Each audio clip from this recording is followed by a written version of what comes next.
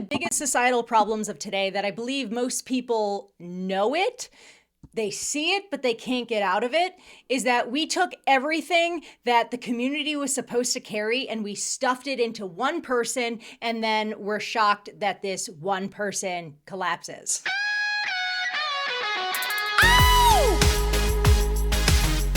So Gen Z didn't create this problem. They inherited the final stage of something that has been building for quite some time, a lot of generations, and they just got the extra layers that made it impossible to ignore, okay? So I am talking about this singular romantic relationship.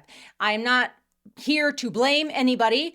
This is not about blame, it's about accuracy. You can't fix something if you can't name it, if you can't find the root of the problem, okay? So this all came about because I was watching a clip by India Freya, who has been doing really great work for her generation, and she does deserve the credit for the work that she is bringing to light, especially with Gen Z girls. So let's look at what she had to say about her generation. What we're teaching young people now is kind of an impossible thing, which is that you can self-actualize alone. You can do it all alone.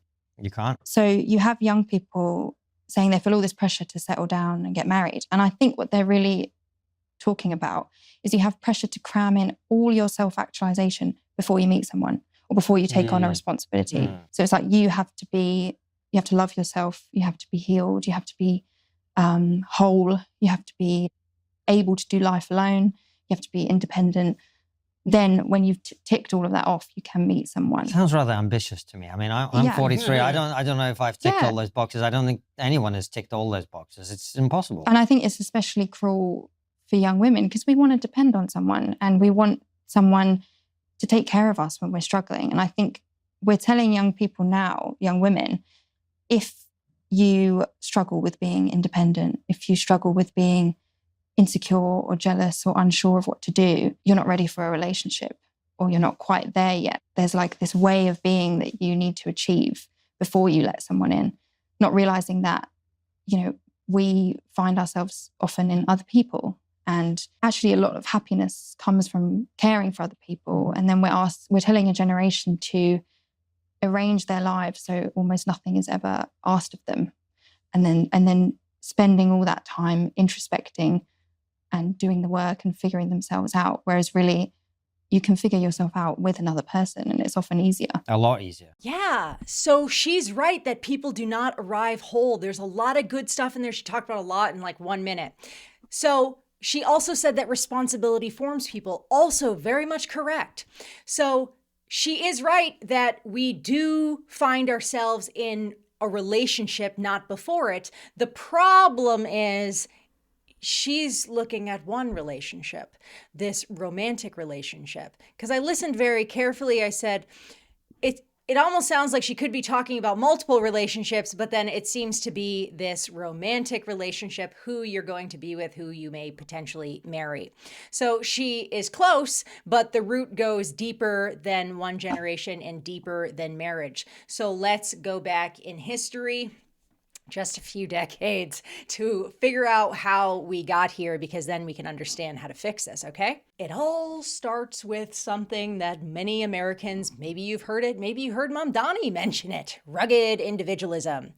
Yeah, so America was not founded on rugged individualism. That kind of came around in like the late 1800s. You really see the peak of this so-called self-made man in the 1920s to the 1950s, okay? So it's this American myth that the strongest person doesn't need anybody. You can get by grit alone, okay? That asking for help is weakness or even failure.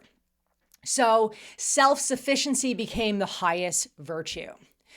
Okay, well, when this ideology moved from the individual, right, the self-made man, and moved into the family unit, it created a new standard, the self-sufficient family. So that's the nuclear family. No grandparents, no neighbors, church, just mom, dad, kids. Nuclear family. Okay, so when this philosophy was exported into the home like this, it takes this nuclear family and it turns it into like this mini fortress to like survive the world, okay? So we've created this silo in like the 1920s to 1950s.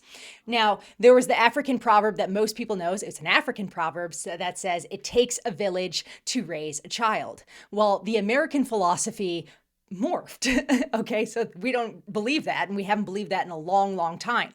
We were like, we can do bad all by ourselves. I don't need anybody. I got this. We're all superheroes, right? But then at the same time, this is back in like the 1950s. People were saying it on the outside. I got it. I can do it. And no, I don't need anybody's help. But on the inside, they were most definitely dying. And you're seeing it more and more online. People are like, who is this superhuman mom? Who are these superhuman women? It's because we weren't meant to do it alone. You see, when you remove the community, the village, and you collapse it into the home, you force the marriage to do the work of an entire tribe. So, I mean, how much weight can kids carry? Like real responsibility? Not much. So essentially it just becomes the two parents, right? So the other person, the spouse. So this one person must now be your best friend, the co-parent, financial partner, and sole emotional support. All packed into one person, right? So that didn't just isolate the individual, it isolated units. So this family unit becomes like this self-contained silo. It's self-sufficient. It's disconnected from genuine community. This is where you have people, they're like, they don't want outside advice or community telling them how to raise their family, right? It's just you and your kids. Nobody else, not accountable to anybody, okay?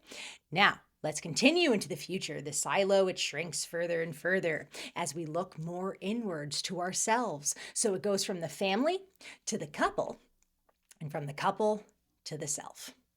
Uno. So everything we know, it's like everything is about self, right? So it's self-esteem, self-love, self-care, self-actualizing, self-regulation, self, me, right? So every single generation has pulled the wall in tighter and tighter until now it's just us. Okay? So everything is now coming from ourselves. We are the source of our own truth. Everything looks within. Now, the community used to carry belonging, identity, security, duty, purpose, accountability, real relationships with real friction that formed real character. Okay, so when this family silo replaced the community, all this time we've just been chopping down all the facets of community, but the needs, they don't go anywhere. But the sources that met those needs vanished, okay? So people have been complaining now. We were seeing the lack of third spaces. People are complaining. They know we need community. But what did we do if the needs didn't go anywhere? We packed it all into one relationship. One person now is meant to carry all the weight that an entire village was meant to hold. So the romantic partner that people want or have to become is this person. That completely pops the love story because it's totally impossible to do. There's no human that could meet these needs. All right. So all those layers from all those decades now enter in Gen Z's issues, okay? Their grandparents and parents got the individualism and the nuclear family fortress, okay? Gen Z gets all of that plus social media. Social media gives the isolated self, the individual in isolation, a stage to perform, right? And a substitute for real bona fide community. But now you have this phony comment section calling it a community. So somebody can have 50,000 followers or more and absolutely nobody to call on the phone, nobody to talk to, nobody who knows you deeply. So online is an illusion. What else did Gen Z get? Therapy culture. I absolutely hate therapy culture because, I mean, if you read tons of books, I read a lot by Jonathan Haidt, what therapy culture did was toxic. So it gave the isolated self a language and made endless introspection feel like you're making progress, right? Freya talked about that in the video. So the constant self-actualizing. So you need to understand that understanding yourself is not the same as forming yourself. You can have perfect self-awareness of being completely devoid of character. Why was there no character though? That's the next issue, because there were no responsibilities. Nothing was ever asked of Gen Z. So there was no duty, there's no service, no role for something larger than their own comfort, no hard physical labor, and you can't become anything without resistance. And that's not even philosophy. That's just how formation works. Ask anybody who works out. Got to have resistance. So Gen Z was pumped with the idea that the highest virtues were personal happiness, comfort, and validation. So no friction, no confrontation whatsoever. So each of these layers, just compounding the one beneath it, none of them necessarily created the problem, but all of them compiled to make this a problem that is now impossible to ignore. This is where we are right now today dealing with this. So Gen Z was definitely handed conditions that essentially virtually guaranteed this outcome. But that is not an excuse. That is a diagnosis. And I really want to be crystal clear on this because I'm not claiming victimhood for anybody. Okay? There are struggles in every single generation that people have to overcome.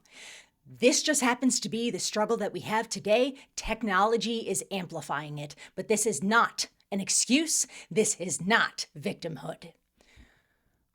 So, we collapse the work of an entire community into marriage, and then we stop producing the kind of people strong enough to even carry that kind of weight. That's why marriage is so heavy today and it's so fragile. So you have two individuals in a marriage that haven't developed any character. They don't have the strength to bear the weight of a marriage like that. That wasn't even intended to be a solo structure to begin with. So the fix for this is going to take a lot of work, as I say in all my videos. It is not more introspection. It's actually the completely opposite direction. We need people to get offline and social media and actually start having real conversations with real people, talking not curated, shallow, superficial conversations, uncomfortable ones. So have legitimate conflict with a friend and don't dissolve the friendship over it. I'm not telling you to go out and actually start a full-blown fight with people. That doesn't even make any sense, but people are always going to have conflicts. If you agree with absolutely everything with the people or the friends that you have in your life, then you need to make some new friends, okay? It's not even humanly possible for you to agree with everything that comes out of a person's mouth. So don't just have all these friend breakups. Learn how to repair it instead of replacing the friend. Stop cutting people out of your life instead of doing the work to repair a friendship. People are not that easy to just find. Good people. We're just not really that replaceable. But whatever. Some other things you can do is take care of somebody who needs you.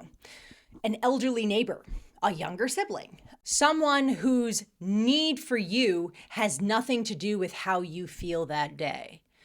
I grew immensely by taking care of my dad who had Alzheimer's for about 2.5 years. And I didn't gain anything from it, but like financially or whatnot, I gained a ton inside. It built me up and made me almost essentially a brand new person because caregiving is super duper hard work. It works on you and either you drown in it or you overcome. There's many different ways that people can help people who are in need. As I said earlier in this video, most people are not going to ask for help. So if you see somebody who needs help, just help them. Be responsible for something outside of yourself consistently. Not when it's just convenient for you, not when you're like, you feel ready for it. You have to put yourself in an area that's uncomfortable for you. Growth happens in discomfort. So let life be difficult without documenting it and filming it. Stop the performing. Stop pulling out your camera. Oh my gosh, I just did this for a person. It's not real anymore. Just do it because it's the right thing to do. And it's actually going to end up making either that person, if you're helping a person, or yourself feel better inside. You don't actually find yourself through introspection. You find yourself through showing up for things that require something of you. So the beginning video with Freya, she was talking essentially about being in a relationship. We'll just go with marriage. Marriage doesn't need you to be whole. That it's true. You don't have to arrive whole. You don't have to arrive whole for a friendship. Same thing with community. What you need when you're in any of these kind of relationships with other people is you need to be present, you need to be committed, and you need to be willing to become something. So this wholeness is not a standard you achieve before you show up. That's what showing up and doing the work produces. Me on the floor and let's see what you can do. Is it just for show? Say, girl, can that body move?